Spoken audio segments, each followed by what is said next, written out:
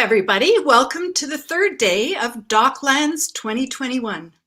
We had a great screening at the Raffel Theatre last night, a sellout small crowd because of social distancing for the magnitude of all things. Welcome to Daily DocTalk. I'm Joni Cooper, Director of Programming for DocLands. I'm a white woman with shoulder-length brown hair, wearing a green turtleneck sweater in a light-filled office space with some fresh-cut flowers on the credenza behind me. I would like to introduce my colleague, Ken Jacobson. Hi, Joni. Hi, everybody. As Joni said, I'm Ken. I'm one of the programmers who works with Joni. I'm a white male, 56 years old, gray hair, glasses, a light blue shirt, and a blue blazer. And I'm here in my sunny living room kitchen in Oakland, California. It's great to be with you all today. I'm glad you're here. And happy Mother's Day to all the mothers out there. Happy Mother's Day. I've got some special flowers here to celebrate Mother's Day. So enjoy those too. Ken, I wanted to ask if there's a film that you'd recommend for a special Mother's Day outing today. Absolutely, Joni. Amy Tan, Unintended Memoir, which is only available to be seen in person today at the Raffel. It's not available virtually, so you need to come down to the Raffel.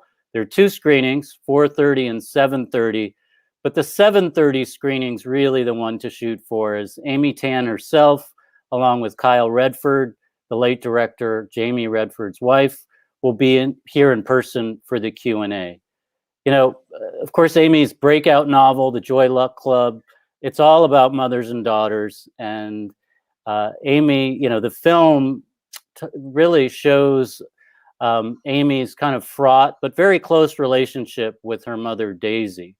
And, you know, anyone who's had a complicated relationship with their mother can identify, or basically anyone with a mother, period. So being able to hear from Amy and Kyle after the screening, it's going to make for a very special Mother's Day evening indeed. Yeah. And if for some reason you can't get to that screening, there is a recorded Q&A along with the 4:30 screening.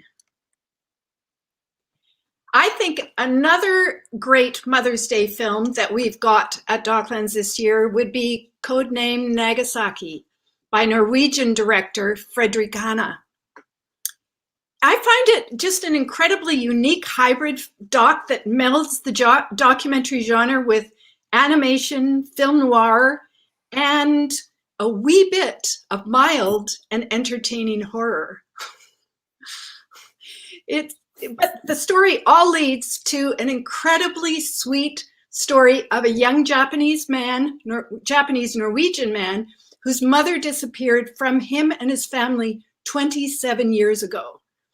He not only, I'm already getting choked up. It brought tears to my eyes. It's that sweet. He not only seeks the Japanese heritage and culture that he's sure not ever really existed within him, but also to reunite with the mother he's never known.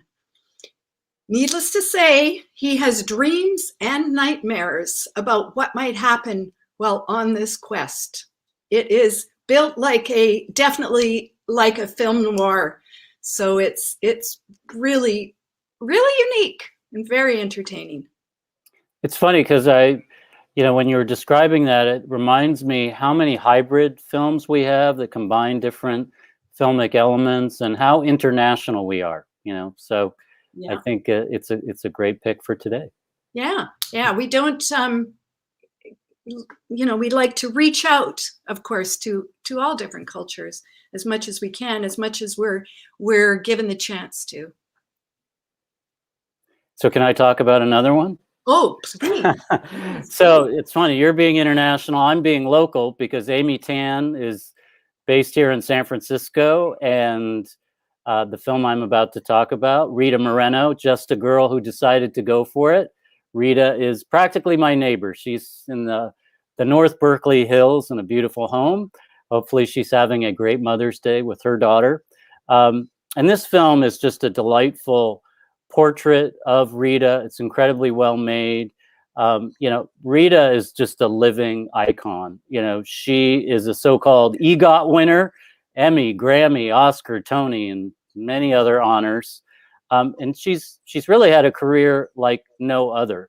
But I think what's most amazing about her and what the film really captures is how vibrant and active she is today. She's still acting, performing, giving amazing speeches, and just, what an incredible storyteller she is. And she's full of humor. I mean, just a great sense of humor. So at 89, I think we can safely say she's still going for it. She sure is. She's just a ball of fire, that one. And she's got so much energy and, just so amazing. And in the spirit of Mother's Day, there's a great scene with her and her daughter in the movie, if you remember, where her daughter's helping get things ready for Rita's birthday party. It's just very funny and very touching. Yeah, it's so cute. And I just wanted to mention that film is only available in a 48-hour streaming window, which started 7 minutes ago. So that window is now open for 48 hours until Tuesday, May 11th at 12 p.m. Pacific. So you have 48 hours to catch it, and we urge you to do so. Yeah, highly recommended it. If you want a really high energy, inspirational, she's amazing because she's been involved with so many different issues and has become quite an activist. Great. Speaking of families, if you're looking forward to hopefully some summer and spending time on the water, we've got a shorts program by the same name. It's called On the Water.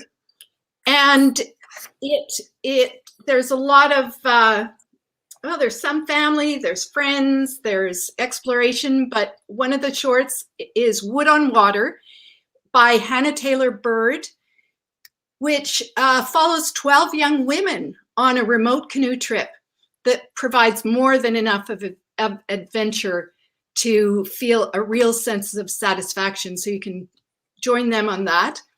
Another one is a short in that program is called Understory, A Journey into the Tongass by director Colin Erisman. And this will take you on a sailing trip through Alaska's massive Tongass National Forest with 3 women out to explore and document the effects of clear-cut logging.